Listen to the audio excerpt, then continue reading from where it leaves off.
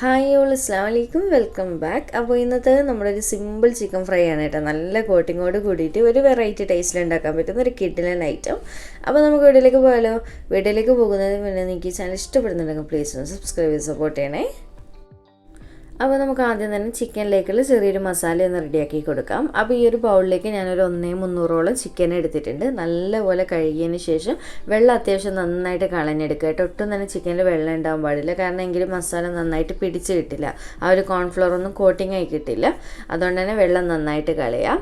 അപ്പോൾ വലുപ്പം നിങ്ങളുടെ ഇഷ്ടത്തിനനുസരിച്ച് കട്ട് ചെയ്യുക കേട്ടോ, വീട്ടിലെല്ലാവർക്കും ഇഷ്ടമുള്ള പോലെ. ഇനി നമുക്കിതിലേക്ക് 1 ടേബിൾ സ്പൂൺ ഇഞ്ചിയും വെളുത്തുള്ളി രണ്ടും കൂടി ഒന്നിച്ച് ചതച്ചതാണ് ചേർത്ത് കൊടുത്തിട്ടുള്ളത്. പേസ്റ്റ് ആണെങ്കിലും കുഴപ്പമില്ല. അടുത്ത് ഇതിലേക്ക് ഒരു 2 മുട്ട ചേർത്ത് കൊടുക്കുന്നുണ്ട്. അടുത്തത് 1/2 ടീസ്പൂൺ മഞ്ഞൾപ്പൊടിയും 1 ടേബിൾ സ്പൂൺ മല്ലിപ്പൊടിയും 1.5 ടേബിൾ സ്പൂൺ സാദാ എരിവുള്ള മുളക് പൊടിയും അതുപോലെ തന്നെ 1 ടേബിൾ സ്പൂൺ കാശ്മീരി ചില്ലി പൗഡറാണ് ഞാൻ ചേർക്കുന്നത്. അപ്പോൾ നിങ്ങൾക്ക് ഏതാണോ ഇഷ്ടമുള്ള മുളക് പൊടി ചേർത്ത് കൊടുക്കാം. അപ്പോൾ ഞാനിപ്പോൾ ഇതിൽ ഫുഡ് കളർ കാര്യങ്ങളൊന്നും ചേർക്കാത്തത് കൊണ്ട് തന്നെ 1 ടേബിൾ സ്പൂൺ കാശ്മീരി ചേർത്തതേ ഉള്ളൂ. പിന്നെ നമുക്കൊരു 1/2 ടീസ്പൂൺ ചില്ലി ഫ്ലേക്സ് ഇല്ല, നമ്മുടെ ഉണക്കമുളക് ചതച്ചതും കൂടി ചേർത്ത് കൊടുക്കുന്നുണ്ട്.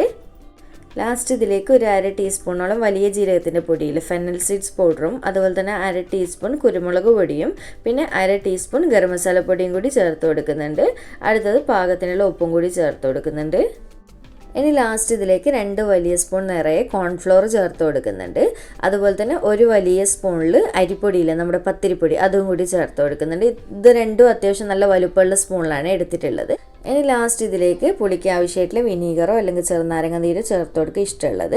എന്നിട്ട് കൈ വെച്ചിട്ട് ഇതുപോലെ നന്നായിട്ട് മിക്സ് ചെയ്ത് കൊടുക്കുക കേട്ടോ. പിന്നെ എക്സ്ട്രാ വെള്ളം ഒന്നും ഇതിലേക്ക് ഒഴിക്കേണ്ട ആവശ്യമില്ല, കാരണം നമ്മൾ അത്യാവശ്യം മുട്ടയൊക്കെ ചേർത്തിട്ടുണ്ടല്ലോ, അതുകൊണ്ട് തന്നെ. അപ്പോൾ ഇതുപോലെ നന്നായിട്ട് മിക്സാക്കി കൊടുക്കുക. അപ്പോൾ ഈ ഒരു രീതിക്ക് ഓരോ ചിക്കനിൽ ഇതുപോലെ മിക്സ് ആവണമെങ്കിൽ നമുക്ക് ഫ്രൈ ചെയ്ത് കഴിഞ്ഞാൽ നല്ല പെർഫെക്റ്റ് ആയിട്ട് എല്ലാ സൈഡും ഒരുപോലെ കോട്ടിംഗ് ഒക്കെ ഇളകാത്ത രീതിയിൽ കിട്ടുള്ളൂ. അപ്പോൾ വേറെ വെള്ളമൊന്നും ഒഴിക്കണ്ട കേട്ടോ, ഈ ഒരു മുട്ടയുടെ വെള്ളം തന്നെ മതി, എന്നാൽ നല്ലൊരു പെർഫെക്ഷൻ ഉണ്ടാവും. അപ്പോൾ ഇനി നമുക്കിത് സമയം ഉണ്ടെന്നുണ്ടെങ്കിൽ ഒരു 10-20 മിനിറ്റ് റെസ്റ്റ് ചെയ്യാൻ വെച്ചിട്ട് ഫ്രൈ ചെയ്യുക കേട്ടോ. അഥവാ നിങ്ങൾ 1 മണിക്കൂർ 2 മണിക്കൂറൊക്കെ റെസ്റ്റ് ചെയ്യാൻ വെക്കുന്നുണ്ട് എന്നുണ്ടെങ്കിൽ ഒരു കാര്യം പ്രത്യേകം ശ്രദ്ധിക്കുക, കോൺഫ്ലോർ ഒന്ന് ഈ ഒരു ടൈമിൽ മിക്സ് ആക്കണ്ട കേട്ടോ. അങ്ങനെയാണെങ്കിൽ നമ്മൾ ഫ്രൈ ചെയ്യുന്നതിൻ്റെ ഒരു 10 മിനിറ്റ് മുന്നേ മാത്രം മിക്സ് ആക്കിയിട്ട് ഫ്രൈ ചെയ്താൽ മതി കോൺഫ്ലോറിൻ്റെ മിക്സ്. അല്ലെങ്കിൽ പെട്ടെന്ന് തന്നെ ഫ്രൈ ആക്കുന്നതാണെങ്കിൽ ഇതുപോലെ റെസ്റ്റ് ചെയ്യാൻ വെക്കുക, കുഴപ്പമൊന്നുമില്ല. ഞാൻ എന്തായാലും ഒരു 1/4 മണിക്കൂറൊക്കെ വെക്കുന്നുള്ളൂ, പെട്ടെന്ന് എനിക്ക് ഫ്രൈ ആക്കേണ്ട ആവശ്യമുണ്ട്. അപ്പോൾ എന്നിട്ട് നമുക്കിത് റെസ്റ്റ് ചെയ്യാൻ വേണ്ടി വെക്കാം. അപ്പോൾ നല്ല ചൂടായ എണ്ണയിലേക്ക് ഇട്ടിട്ട് നമുക്ക് ചിക്കൻ ഓരോന്നായിട്ട് ഫ്രൈ ചെയ്തെടുക്കാം. അപ്പോൾ നിങ്ങളുടെ പാനിൽ കൊള്ളുന്നതിനനുസരിച്ച് ഇട്ട് കൊടുക്കുക കേട്ടോ. അപ്പോൾ ഒരു കാര്യം പ്രത്യേകം ശ്രദ്ധിക്കുക, എണ്ണയ്ക്ക് നല്ല ചൂട് വേണം കേട്ടോ. അതുപോലെ തന്നെ ഇട്ട് കൊടുക്കുമ്പോൾ തീ കൂട്ടി വെച്ചിട്ട് ഇട്ട് കൊടുക്കുക. എന്താണെന്ന് വെച്ച് കഴിഞ്ഞാൽ നമ്മളിത് കോൺഫ്ലവറൊക്കെ കോട്ട് ചെയ്തല്ലേ, അപ്പോൾ ആ ഒരു കോട്ടിംഗ് ഒന്നും ഇളകാതെ നല്ല ഫിനിഷിങ് കിട്ടണമെന്നുണ്ടെങ്കിൽ എണ്ണയ്ക്ക് നല്ല ചൂട് വേണം കേട്ടോ. അപ്പോൾ ഇട്ട് കൊടുത്ത് ഉടനെ തന്നെ സ്പൂണൊന്നും വെച്ച് ഇളക്കാനും പാടില്ല. ഒന്ന് സെറ്റായി കിട്ടുന്നവരെ അവിടെ വെയിറ്റ് ചെയ്യുക, അതിനുശേഷം മാത്രം ഇളക്കി ഇട്ട് കൊടുക്കാം. അപ്പോൾ ഇതുപോലെ ഒരു സൈഡ് സെറ്റായതിന് ശേഷം പതുക്കെ ഒന്ന് തിരിച്ചിട്ട് കൊടുക്കുക. എന്നിട്ട് ആ ഒരു സൈഡും കൂടി സെറ്റായതിന് ശേഷം മാത്രമാണ് ഫ്ലെയിം നന്നായിട്ട് കുറച്ച് വെച്ച് ഫ്രൈ ആക്കാൻ പാടുള്ളൂ. അല്ലെങ്കിൽ നമ്മുടെ കോട്ടിങ്ങൊക്കെ ആ ഒരു നല്ലൊരു ഭംഗി കിട്ടില്ല കേട്ടോ, അവിടെ ഇവിടെയൊക്കെ ഇളകിയ പോലെ കിട്ടും. അപ്പോൾ ഈ ഒരു രീതിക്ക് ഫ്രൈ ചെയ്യുന്ന സമയത്ത് നല്ലൊരു ഫിനിഷിങ് ഉണ്ടാകും കേട്ടോ. ഒട്ടും തന്നെ ആ ഒരു കോൺഫ്ലോറിൻ്റെ ഇതൊന്നും ഇളകിപ്പോകാതെ എല്ലാ സൈഡും നല്ല ക്രിസ്പി ആയിട്ട് തന്നെ ഇരിക്കും. അപ്പോൾ ഇതുപോലെ നല്ലപോലെ, പിന്നെ നോർമലി നമ്മൾ ചിക്കൻ ഫ്രൈ ചെയ്യുന്ന പോലെ നല്ലപോലെ വെന്ത് കിട്ടുന്നവരെ വെയിറ്റ് ചെയ്യാം. തിരിച്ചും മറിച്ചൊക്കെ ഇട്ടിട്ട് ഫ്രൈ ആക്കി എടുക്കുക.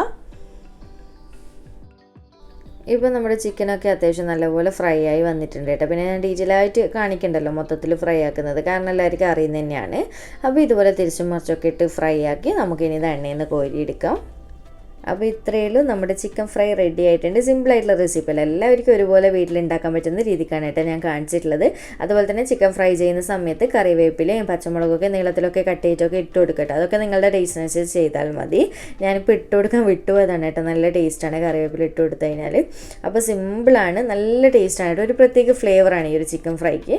അപ്പോൾ വീഡിയോ ഇഷ്ടമായിട്ടുണ്ടെന്നുണ്ടെങ്കിൽ ലൈക്ക് ചെയ്യാനും ചാനൽ സബ്സ്ക്രൈബ് ചെയ്യാനും മാക്സിമം ഷെയർ ചെയ്ത് കൊടുക്കാനും മറക്കണം. അതുപോലെ തന്നെ നിങ്ങളുടെ എല്ലാ ഫീഡ്ബാക്സും കമൻറ്റ് വഴി അറിയിക്കണം. എല്ലാവരും കമൻറ്റ് ഇടാൻ മടിക്കുന്നുണ്ട്, അപ്പോൾ എല്ലാവരും കമൻറ്റ് ചെയ്യണേ. അപ്പോൾ വീഡിയോ ഇഷ്ടമായിട്ടുണ്ടെങ്കിൽ ലൈക്ക് ചെയ്യണേ. അപ്പോൾ വീണ്ടും ഒരു അടിപൊളി വീഡിയോ ആയിട്ട് കാണാം. താങ്ക്